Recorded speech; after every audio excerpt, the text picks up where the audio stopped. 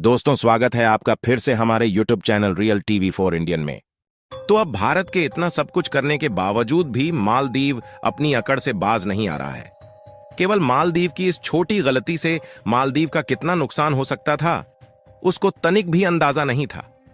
लेकिन अब जब मालदीव की अर्थव्यवस्था बिगड़ने लगी है, तो उसको अपने गलती का अंदाजा हो रहा है और मालदीव को अब समझ में आने लगा है कि उसकी यह गलती उस पर कितनी भारी पड़ रही है।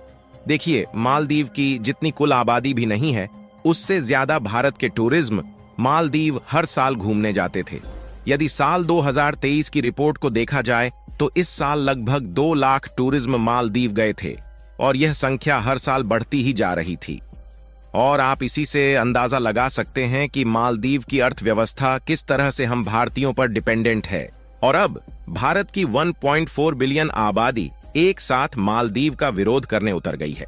यहां तक कि मालदीव जाने के लिए जो एयर टिकट और होटल की बुकिंग थी, भारत के लोगों ने कैंसिल करना शुरू कर दिया है और चारों तरफ सोशल मीडिया पर बॉयकॉट मालदीव का ट्रेंड चल रहा है। और इसी के कारण जब मालदीव को अंदाजा हुआ कि अब किसी भी सूरत में भारतीय लोग मालदीव को किसी भी सेक्टर में फायदा नहीं पहुंचाने वाले हैं, तो फिर मालदीव चीन और तुर्की जैसे देशों से मदद मांगता फिर रहा है। लेकिन चीन किस तरह से मालदीव की मदद करने वाला है, इसका अंदाज इसी बात से लगा सकते हैं कि पूरे वर्ल्ड में चीन की किस तरह इमेज है। यानी कुल मिलाकर मालदीव को भारत की तरह कोई भी देश मदद नहीं कर पाएगा। पूरी खबर क्या है, इस वीडियो में समझते हैं। आगे बढ़ने से पहले भारत जिस तरह से मालदीव को सबक सिखा रहा है, उसके लिए इस वीडियो को एक लाइक और चैनल को सब्सक्राइब जरूर कीजिए। असल में मेन खबर यह है कि जब तक मालदीव के पुराने राष्ट्रपति थे, तब तक भारत और मालदीव का रिलेशन काफी ठीक ठाक था और भारत मालदीव की पूरी तरह से मदद करता था। और अभी भी एक तरह से देखा जाए तो मालदीव भारत का कर्जदार है। लेकिन मालदीव में इस बार के चुनाव में जैसे ही नए राष्ट्रपति बने, उन्होंने भारतीय सैनिकों को बाहर निकालने की प्रक्रिया शुरू कर दी। आपको बता दें कि केवल 77 सैनिक ऐसे हैं जो मालदीव में सैन्य कर्मी के रूप में काम करते हैं। फिलहाल यह संख्या उतनी ज्यादा नहीं थी, लेकिन मालदीव को यही 77 सैनिक भारी पड़ रहे थे और मालदीव के राष्ट्रपति ने इसी एक छोटी गलती की वजह से अपने देश की पूरी अर्थव्यवस्था को दांव पर लगा दिया है।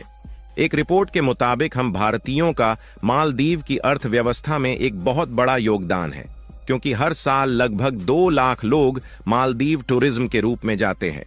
और दूसरी सबसे बड़ी बात यह है कि मालदीव की पूरी अर्थव्यवस्था टूरिज्म सेक्टर से ही बनी हुई है। यहां तक कि मालदीव में खाने पीने के आइटम समेत रोजमर्रा की चीजें भारत ही एक्सपोर्ट करता है। और अगर भारत इसकी सप्लाई बंद कर देता है तो मालदीव कहीं का नहीं रह जाएगा। लेकिन अगर इन सब के बावजूद भी मालदीव अपनी अकड़ दिखाता है और भारतीय सैनिकों को बाहर करने की कोशिश करता है, तो भारत सरकार चुप नहीं रहने वाली है। और भारत के प्रधानमंत्री नरेंद्र मोदी ने इसकी शुरुआत एक बहुत बड़े कदम से की है, जिसका तनिक भी अंदाजा मालदीव को नहीं था। दरअसल हुआ यह है कि कुछ ही दिनों पहले भारत के प्रधानमंत्री नरेंद्र मोदी लक्षद्वीप के दौरे पर टूरिस्ट के रूप में गए थे और प्रधानमंत्री नरेंद्र मोदी जी लक्षद्वीप के सुंदर नजारों का और प्राकृतिक के सौंदर्य का आनंद लेते हुए वहां के नए नए लोगों से मिलते हैं। और भारत के प्रधानमंत्री ने हम भारतीयों को यह संदेश दिया कि जब हमारे भारत में ही इतना सुंदर आइलैंड है जहां पर हम अपनी छुट्टियां बिताने के लिए आ जा सकते हैं। और उनका कहना है कि लक्षद्वीप मालदीव से भी ज्यादा सुंदर है, यानी कि नरेंद्र मोदी जी लक्षद्वीप को मालदीव की अपेक्षा एक बहुत ही सुंदर और मनमोहक जगह बताते हैं। यानी कुल मिलाकर मालदीव, जो अपने टूरिज्म सेक्टर के बलबूते पर अकड़ रहा था, भारत ने उसको ठिकाने लगाने की तैयारी इस कदम से शुरू की। अगर आप इस मैप को ध्यान से देखेंगे तो लक्षद्वीप की दूरी मालदीव की अपेक्षा बहुत कम है। और दूसरी सबसे बड़ी बात यह है कि लक्षद्वीप भारत का ही हिस्सा है और यह सुंदरता में मालदीव से कहीं ज्यादा है। भारत के इसी छोटे कदम की वजह से मालदीव को अपनी औकात समझ में आने लगी, क्योंकि अगर जो भारतीय मालदीव टूरिस्ट के रूप में जाते थे, अब वह लक्षद्वीप जाना पसंद करेंगे। और इससे भारत की जीडीपी में भी काफी बड़ा योगदान जाएगा और साथ ही मालदीव की अर्थव्यवस्था पूरी तरह बिगड़ जाएगी।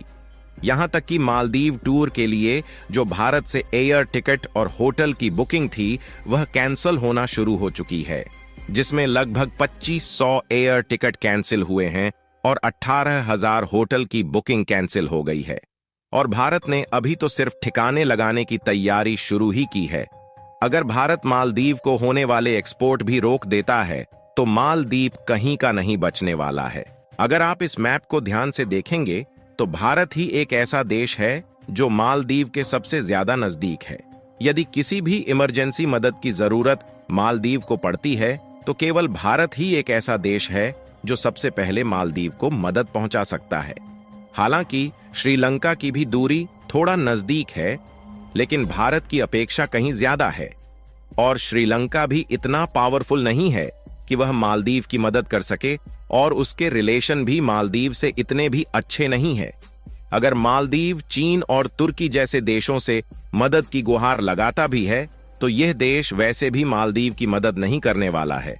अगर मालदीव खाने पीने के प्रोडक्ट चीन से इंपोर्ट करने के बारे में सोचता है तो उसकी ट्रांसपोर्टेशन कॉस्ट काफी ज्यादा बढ़ जाएगी। केवल भारत ही एक ऐसा देश है जो मालदीव को सबसे कम दामों में खाने पीने के प्रोडक्ट एक्सपोर्ट करता है, जिसमें टमाटर, आलू, प्याज और गाजर समेत लगभग सभी प्रकार के शाकाहारी आइटम भारत से ही सोर्स करता है। इसके अलावा जब भारत के प्रधानमंत्री नरेंद्र मोदी लक्षद्वीप का दौरा करते हैं और वहां की सुंदरता भारतीय लोगों को दिखाकर उसके बारे में बताते हैं और इसी से मालदीव के नेताओं की बीपी बढ़ जाती है। इसके बाद मालदीव के कई मंत्री लक्षद्वीप को मालदीव की अपेक्षा कम सुंदर जगह बताते हैं। इसके अलावा मालदीव के कई मंत्री ट्वीट करके भारत के लोगों पर अभद्र शब्दों का प्रयोग करते हैं और मालदीव जो कि पूरी तरह भारत पर ही डिपेंडेंट है, वह अगर इस तरह का व्यवहार भारत के लोगों के साथ करता है तो हम भारतीय किसी भी सूरत में मालदीव को नहीं छोड़ने वाले।